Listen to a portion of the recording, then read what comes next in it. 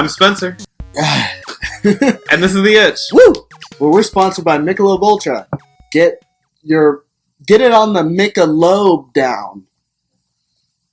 Alcohol. Well, we just lost that sponsorship, but we're going to talk today about Heroes of the Storm popping up on ESPN. Heroes of the Dorm. Whoa!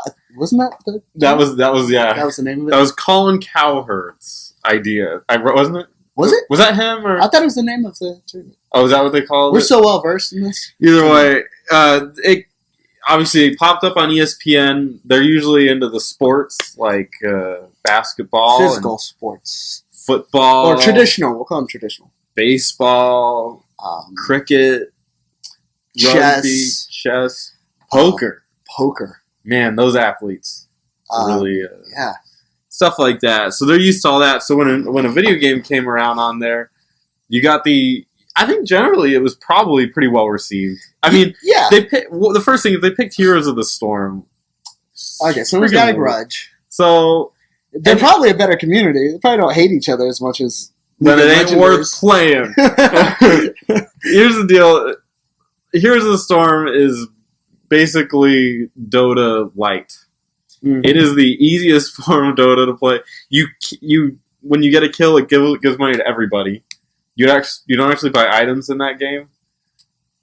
You don't. Everything is so easy. Like it's not the complicated. It's a good entrance. Yeah, I would say so, and shorter games and all that good stuff. But the real meat is either going to be League of Legends or Dota 2. I should say Dota 2. Hey, I guess if people want to keep playing the original, go for it. But there's better games, guys. Hey. So I'm kind of confused why they went with Heroes of the Storm. I'm assuming Blizzard had something to do with it. Hey, man, drop that money. Yeah. So good for you, Blizzard, for doing it, and I'm glad that MOBAs have finally hit that. Yeah. And esports in general have hit that part where ESPN will take them. It's a nice step forward. Absolutely. It's a total step forward, which is great. Some people still kind of stuck in the past, though. Revenge of the Nerds comes to mind. Oh, Revenge of the Cow Herd comes to mind? Yeah. The Coward. One Colin Cowherd, which is almost like hilariously insulting. You can't write that, where it's just his name is Coward. But... Right, yeah. It's just like, we know he's the villain in this story. Yeah. He's like Earthbound or something. Yeah. He came out with the phrase, "Here's what's going to get me off the air. If I'm ever forced to cover guys playing video games, I will retire and move to a rural fishing village and sell bait. You want me out? Demand video game tournaments on ESPN, because that's what appeared on ESPN2 yesterday." Choice words. Interesting. He goes on to say, "Somebody lock the basement door at Mom's house and don't let him out. I tolerated Donkey Kong. Okay, I'll tell you what that was the equivalent of me putting a gun in my mouth and having to listen to that." That is really some offensive stuff. If you consider the Ruby, go. Kind of like context of everything, that's really offensive on its first broadcast of a major game. Sounds like maybe the guy just wanted to make a name for himself in the video game knowledge compendium, which is going the maybe Jack Thompson route or something like that. Which is very unusual. Yeah, maybe, but we don't really need that. It's kind of interesting, actually. I read a lot into the story because I was like, I wonder how everyone else responded. Apparently, there were a lot of executives that felt quite the opposite. Yeah, I imagine. It was a nice step forward. It was cool. I want to say it got them a lot of publicity. Yeah. And definitely, it's kind of like one of those things. It's an untapped market. It's just a fountain of oil. Right. So you don't like video games. You're on ESPN. You hate video games. Yada yada. Okay, fair enough. You don't like chess. You want to go out and you want to play your sports and throw your footballs. Yeah. That's fine. There's nothing wrong with that. But from a pure money standpoint, the executives at ESPN say, "Hey, esports are raking in the dough now. Right? Holy shit. And there's no one really capitalizing on it. Right, it's not on national TV. Let's put it on national TV and sell advertisement for it. Money. Money! So don't go on there and just start bashing it and being the guy that's like nerds. Yeah, because you are going to go down in history. But yeah, you're going to be that first hater. Yeah, everyone's going to remember that. Hey, let's say 5-10 years from now, when there are actual sportscasters that are competent in whatever the game that's being played.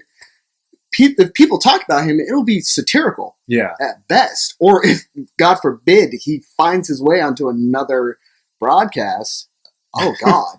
Oh, you're the guy that shot down video games. Which, oh my God, if it turns out to be a huge success, yeah, man, he's gonna look like a piece of shit. Well, I think he already does. Yeah. But it's definitely gonna it's like one of those things. You don't want to be that first guy who's like, unless you have this like visionary approach where you're just like, I know this isn't gonna succeed, but it is. Yeah. And it's not even me being biased. It's just another form of entertainment that really has grown very popular. And a lot of people are like, yeah, I do want to play this, or I do want to watch this. So I guess down the road, how do you foresee esports fitting in with televised production? I'd say 5 or 10 years. If ESPN hasn't taken advantage of it, there's going to be another company that just rises up. Who knows? Maybe Valve will get a fucking TV broadcasting channel and then go to town from there.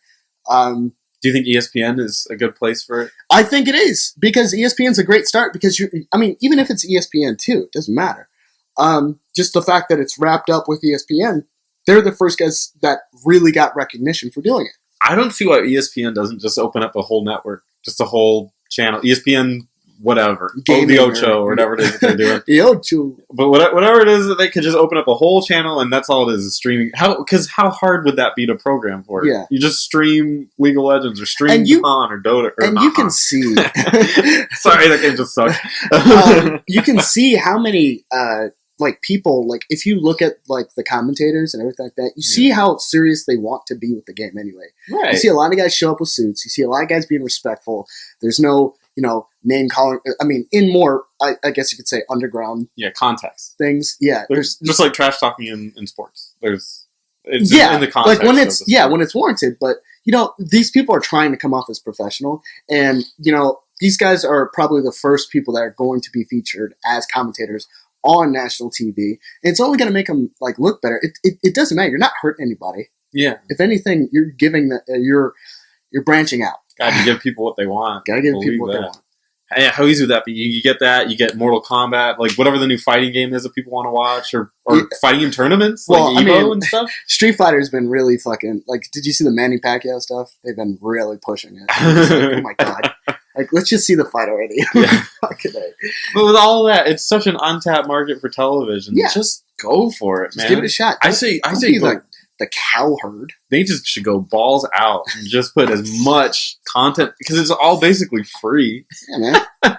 And then you put advertisement on it. Done. Money. So that's our opinion, I guess. I'm Spencer, and I'm Dope. And this is The Itch. Make sure to like, comment, subscribe. Make sure to check us out on This Is The Itch on Twitch. We do new videos every, I'm tired, week. Thanks for watching. Bye.